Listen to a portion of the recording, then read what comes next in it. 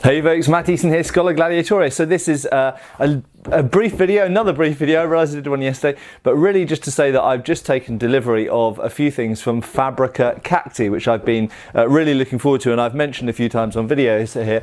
So I thought I'd first look, here you go, here is a Scutum. These Scuta, I believe there's plural, are made specifically for training. So they're super tough, super strong. Just give you a look on the inside. So everything's made riveted, very robust, nice little brass washers there, all reinforced as it should be. There is a rawhide lining on the edges, so they're super strong. I know you can get Roman era shields from Indian makers like Deepika and people like this, but I've trained with those in the past. As I've mentioned, I did some work for the BBC a few years ago where I was training up some people.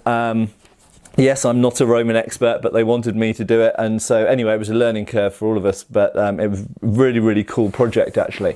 We were using the Indian made shields, and I have to say we got through there were what, like 6 of us training, and we got through, I don't know, about 10 or 12 of the shields. They didn't last very long. These are made by Fabrica Cacti to be used, and they train with them themselves. They do gladiatorial and Roman army stuff, obviously with not sharps like this, but with either blunt training weapons, blunt steel, or the wooden kind of ludus type things. And of course, I have from them some pilum, which I'll look at in a separate video. And Fabrica Cacti make everything Roman, all the kinds of equipment. They're most famous probably for making shields and lorica segmentata. So they don't necessarily make, or they can probably procure it for you, they don't necessarily make everything you need for the Roman period, but they specialise in a few things and do them very well, which is the right way to do things. Just a few comments on the Scutum, on the shield. So I've spoken quite a bit about these shields in the past, but I've not had one to actually, demonstrate with and have in hand.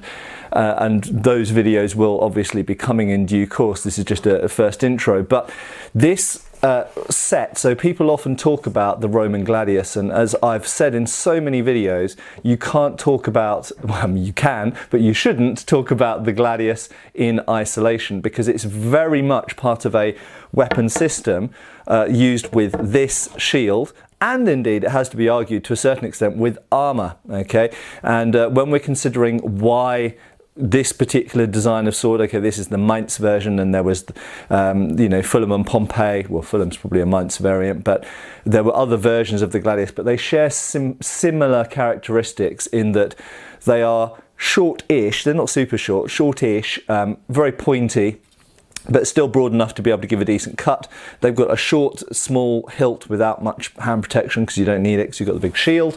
And they are probably, we'd say, primarily thrusting weapons, although that's sometimes overstated due to comments made by Vegetius about training soldiers to prefer the point or use the point, which you have to do with people because people's natural inclination is to do this. But we know that the edges were used as well. And very clearly the gladius isn't a thrust-only weapon. It is very clearly something you can cut with as well. You just only have to look at the shape of it to be able to see that.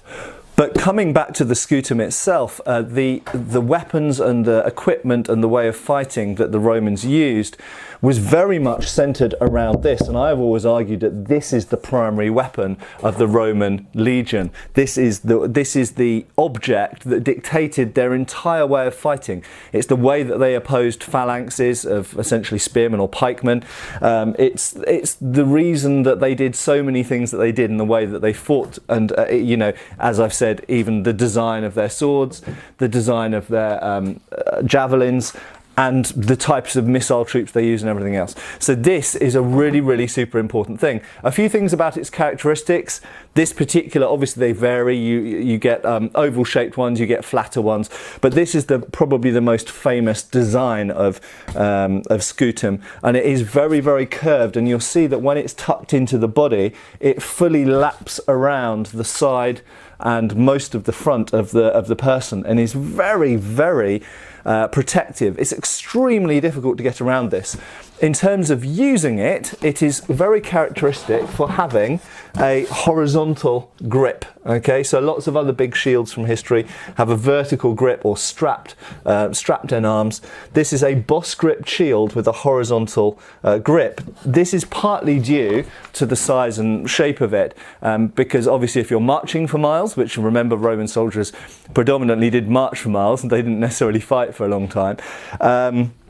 This is a fairly easy way of carrying it. It could be slung, admittedly, or carried on carts or whatever, but if you're going to carry it in hand, then that's an easy way to carry it. But perhaps more importantly than that, when you're using it, this is the position, if I just get rid of the shield for a minute, this is the position that is most comfortable to have your hand and wrist in with the least fatigue, because it is a heavy object. This is a heavy item.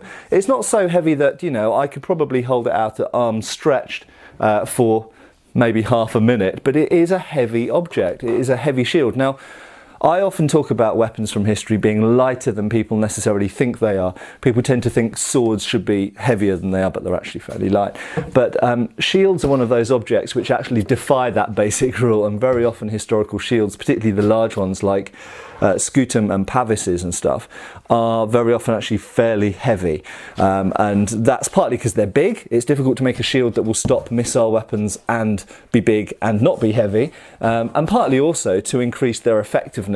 But these are heavy objects, and using these in fighting and training is very, very fatiguing. And of course, a lot of people these days concentrate on their dominant arm, their sort of weapon arm, but if you're using a shield, you actually have to build up your non-dominant arm as well, because that's what you're carrying the shield in. Anyway, I will be doing some more videos soon looking at the scutum and its use with the other implements.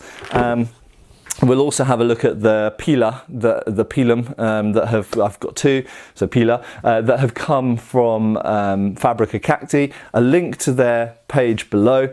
Go and check out their stuff. It's great. I think it's very good value as well for the quality, and it's pretty much the best quality out there for for a reasonable, affordable amount of money. Very good quality stuff. And thanks for watching. Give us a like and a subscribe, and I'll see you soon. Cheers, folks. Thanks for watching. We've got extra videos on Patreon. Please give our Facebook a like and subscribe if you haven't already. Cheers, folks.